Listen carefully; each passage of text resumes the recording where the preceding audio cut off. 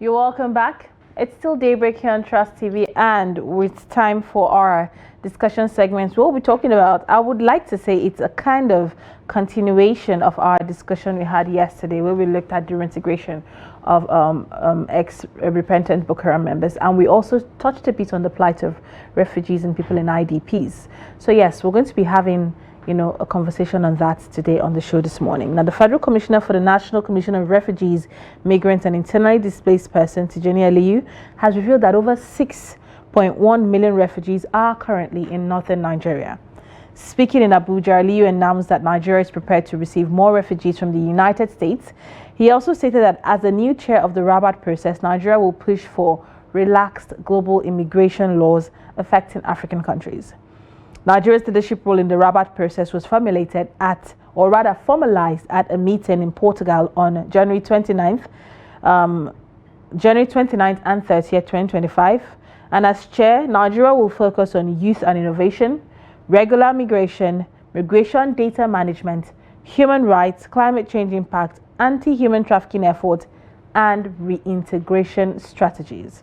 So this morning we have Aliyu Ahmed-Tijjani, Federal Commissioner, National Commission for Refugees, Migrants and IDPs, as we'll be talking about how to address the issues of refugees in Nigeria, northern Nigeria, and also Nigerians who are coming back into the country. Thank you so much for joining us. You're most welcome. All right, let us give an overview of everything that's happening first before we get to understand the Rabat process a tad bit. But could you provide an overview of the current, situation regarding, refugees and IDPs and migrants in Nigeria at the moment? Thank you very much. When you are talking about refugees, you are talking about people who left their country to another country as a result of social upheavals, such as the Boko Haram, kidnapping, banditry. As a result of these forces, people leave their place of abode. This movement can either be internal or external movement. It is internal when they leave their own place of abode and to another area within the country. Then those we refer to them as IDPs, internally displaced persons. But if they live out of Nigeria, for instance, go and settle in Cameroon, in Niger or in and then decided to apply for a status to be a refugee, then we refer to them as refugees in another country. As it is today, we have over 100,000 Nigerian refugees. Of course, in some cases, some international partners, they said we have over 400,000 refugees living outside this country. But the few profiled ones, which is Cameroon, Niger and Chad, we have over 100,000 of them. Like in Cameroon, we have about 53,000 Nigerians who are refugees in Cameroon. And when you go to Niger, we have over 25,000 of them in Cameroon. And in Chad, we have almost about 20,000 Nigerians that are living as refugees in Chad. Of recent, about last week, I was in Chad alongside with the Minister of State, Humanitarian Affairs, and the Governor of Borno State. We've gone to Chad. An agreement was signed between Nigeria, the Chadian government, and then the United Nations Commissioners on Refugees, that is UNHCR, where we signed a tripartite agreement to return Nigerians who are living in Chad, who voluntarily want to return back to the country. We repatriate them. We have begun to repatriate them back to the country now. Last week, I think by Sunday last week, we have almost repatriated 3,000 Nigerians from Chad to Borno State, because most of the refugees that are living in Chad, Cameroon, are mostly from Borno State, Adamawa, and Yobe State. So, and when you talk about IDPs, these are those that move within the confine of Nigerian territory, who were displaced as a result of Boko Haram, as a result of kidnapping, as a result of banditry. And they decided to leave their place of abode and to another place. Take, for instance, as a result of Boko Haram in Maiduguri, more than 80% of the IDPs that we have here in Abuja FCT were from Goza. Goza is from Borno State. So in that manner, we have a lot of them from Yobe, some from Kebbi State, and some from Adamawa State. This is the situation as it is today. And I have said we have no less than 6.1 million displaced individuals within Nigeria. Put the refugees aside. So what are the plans? First of all, let's even start with challenges. We have more than 6.1 million within Nigeria, and we're bringing more into the country. What are the challenges that has been faced so far to properly manage and support this set of people? Yes, for those that are living within the country, more than half of this number, about 3 million, were living within the host communities. They didn't live in the camp. That is why the number the international communities are giving, they put it for 3.1 million. They are considering those that are living right away in the camps. And in Nigeria, we have no less than 139 camps across the country. But when you put together, including those that are living within the host communities, you will not have less than 6.1 million Nigerians that are displaced. Looking at that kind of situation and considering the paucity of funds, where it is expected that those that are living in the camp will be taken care of in terms of providing them with care, support. In this case now we are talking about providing them with livelihood support. I don't think Nigeria can manage this situation. And that is why the National Commissions for Refugees, Migrants and Internally Displaced Persons decided to come up with building of displaced cities across the country. We have one IDP city in Chad and Katsina. We have one in Maiduguri. We have one in Nasarawa State. And then we have another one in Zamfara. Together, we are trying to see how we can build some of these cities across where we have chunk of displaced persons. Take for instance those that are living in FCT here. If you ask them that do they voluntarily want to leave the city and back to Goza, they will tell you no. But we cannot continue to keep them in the camp here in Abuja. So we constructed a resettlement city in Kefi, just about 60 kilometers away from Abuja. And already we have profiled about 40 households. What I mean by 40 households, in a household you can get about 6 persons in a household. Now we are providing 40 households a place to live in Kefi. Names we have been profiled, including their children, that we are going to relocate them to our settlement cities situated in Kefi. And in the city there, we have provided a lot of amenities there. So what are the plans? Because like it or not, home is home. That is no. But most of them may not want to go back home. But for those who do want to go back home, is there a collaboration with security agencies to ensure that home is somewhat safe for them to go back home to? Of course, we have been carrying out advocacy, informing them about the security situation in the country. I think everybody knows that for now, the security is better than what it used to be before.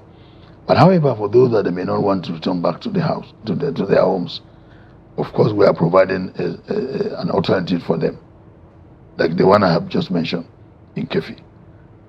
A lot of them accepted to relocate to Kefi, rather than to continue staying here in FCT, where tomorrow they will send them from this end to the other end. It's better for them to go and live in the resettlement city, which we provided for them in Kefi, just about 60 kilometers away. You can leave Kefi, come and do whatever thing you want to do here in Abuja, and return back to Kefi without any problem. The road is okay. Federal government are putting the roads in good shape. So it's just Kefi and Abuja are just like the same. Because, okay. Yeah. Okay, let's talk about the Ramat process. With a nation like Nigeria grappling with its own level of, internally displaced persons and refugees and migrants with an alarming number, would you say we're at the right point in time to chair such a process? You see, when you are talking about the Ramat process, we are talking about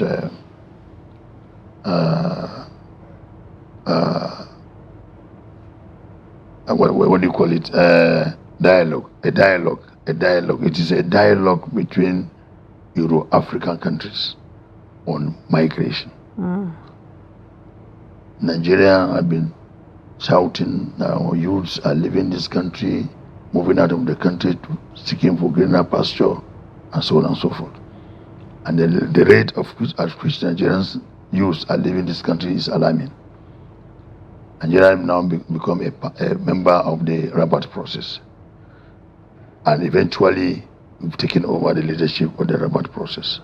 Usually, leadership on Rabat process is just for a year. So Nigeria is going to superintend over a Rabat process between January 2025 to January 2026. And I have mentioned earlier the advantages we will derive. When the youths are leaving, sometimes they want to leave to seek for greener pastures. Sometimes they leave in order to go and get additional qualification or education. In this case, you cannot stop anybody from moving because movement is natural. People move. People always move. If people are always moving, let them move in a regular way. And since many of the youths want to leave to search for greener pasture, and they are having it very difficult to gain the visa, they tend to go through the irregular means. That's why you see sometimes across the Mediterranean Sea or across the Sahara route, you see many of them dying, some of them suffering, and along the line, most of them have been arrested. If you go to Libya now, we have a lot of Nigerians that have been locked up there, although we have started evacuating them back to the country. So in this situation, our membership in the Rabat process, I think we will try to see how we can influence the issuance of visa with less conditions.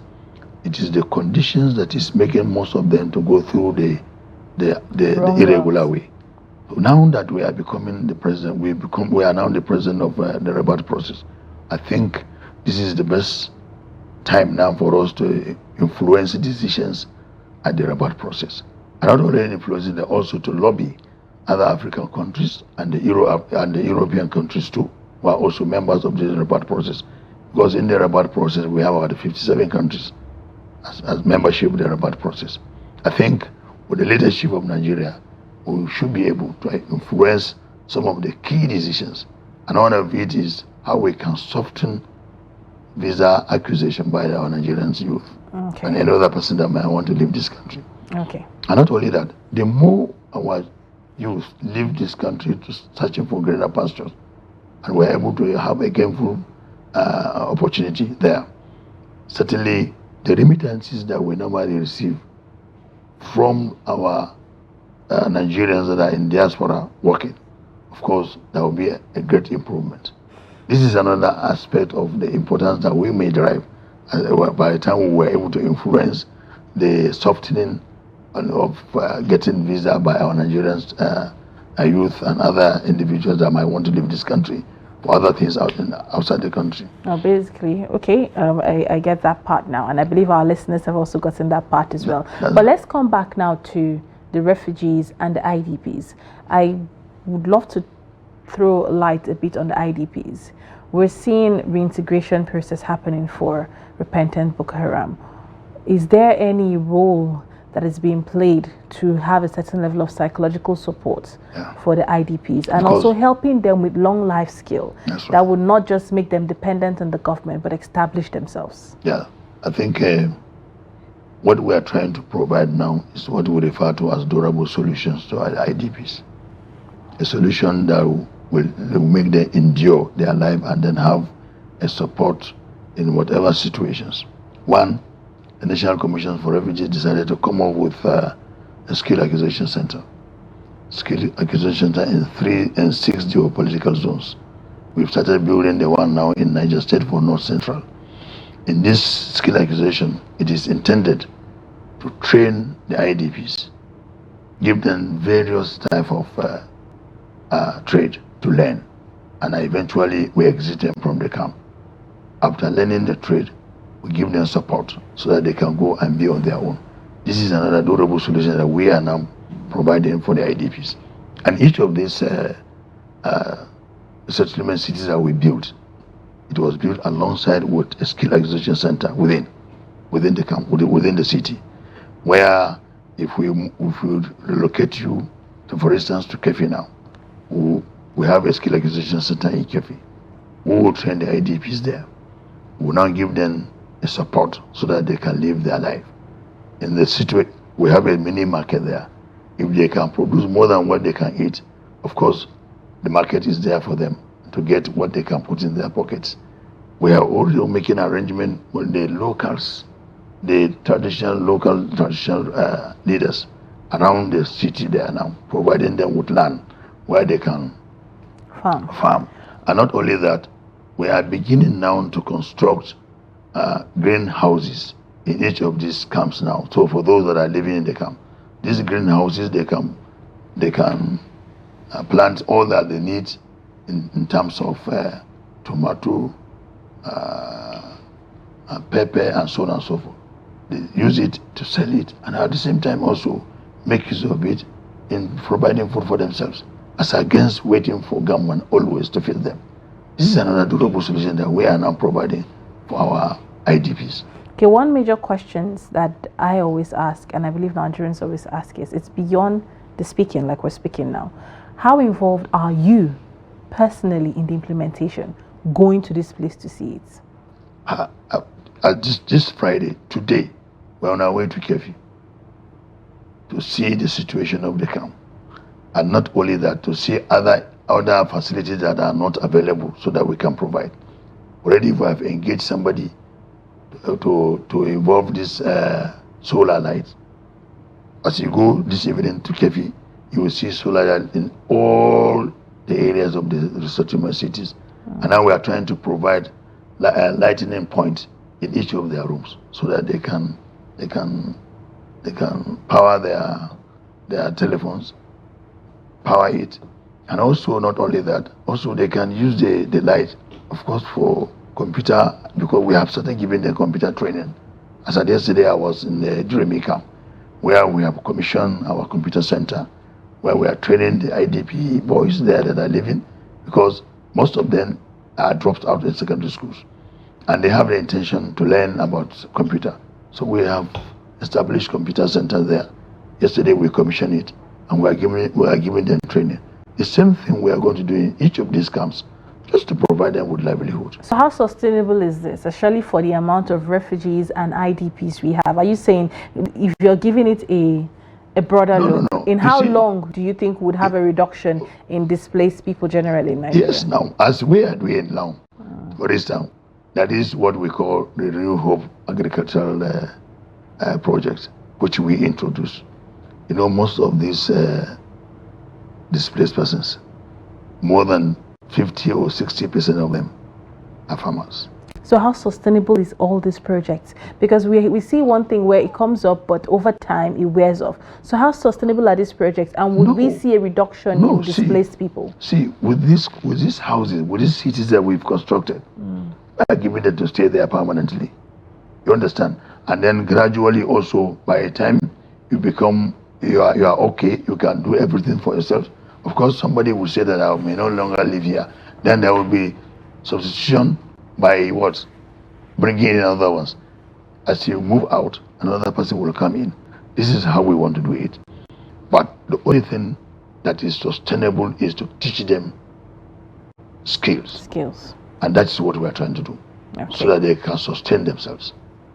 Well, if you said you want to continue giving them food to eat, it's not sustainable. It's not sustainable. True that. And that is why we have introduced the Happy Farming Now project for them, so that for those that are farmers, they go into farming. Now we have skill acquisition centers. We will train them in various trades, in mechanics, in repairs of telephones, in computer training, and so on and so forth. This is more sustainable than giving them food items all the palliatives. time. It's really palliatives, yes. It's not the first time we've spoken about it here on Trust TV that we talk about creating sustainable means. Nigerians are hardworking people and they want to make money for themselves to sustain themselves. So this is a good move. But be rest assured that we have listeners who like to hold people accountable, and they are watching and they have listened. And we believe that we're definitely going to bring you back here. This is a very short session. We're definitely going to bring you back here to answer certain questions. And I want to tell you that I'm going to invite you so that you will see things for yourself. Personally, by the time we are locating these IDPs that are living in Abuja FCT here to Kefi. We would love to have that. I think today we are going to do final checking of the city. And then we have already in discussion with the Emir of Kefi. We are also in discussion with the Nigerian police, because last week we visited the Commissioner of Police National State. We are also in discussion with the Subeb for everything for teachers, because we have schools in the resettlement city. We have a school. The point is, we are going to follow up because we are concerned about the plight of IDPs and refugees and people who are coming to Nigeria. So we're going to follow up, and we look forward to the follow up. And I want to assure you that until I leave this office, continue to follow. You will see the kind of development we're going to have. We're looking forward to it. We're looking forward to it. I assure you that one. All right. Thank you so much for joining us on this show this morning. It's quite, we've had lots of questions about the plight of IDPs, and it's good to see that something is being done, which we're going to follow up to be sure that it continues. Thank you very much. We're having a chat with Aliyu Ahmed-Tijjani, Federal Commissioner, National Commission for Refugees, Migrants and IDPs. A couple of Nigerians asked questions yesterday about the plight of IDPs when we spoke about the rehabilitation of repentant Boko Haram. I said, what about the victims? What is happening to the victims and also to refugees who are coming back? So this, I believe, has been an eye-opening, conversation that, something might just be happening, which we do intend to follow up in the long to be sure that what is being spoken about is being implemented. I mean, what are we if we don't hold our government officials accountable at the end of the day? Well, we've come to the end of this segment. I hope you're able to pick out something from the conversation we've had today. Do stay tuned. Right after the break, we'll be looking at stories that made it to the front pages of our dailies. We'll be right back.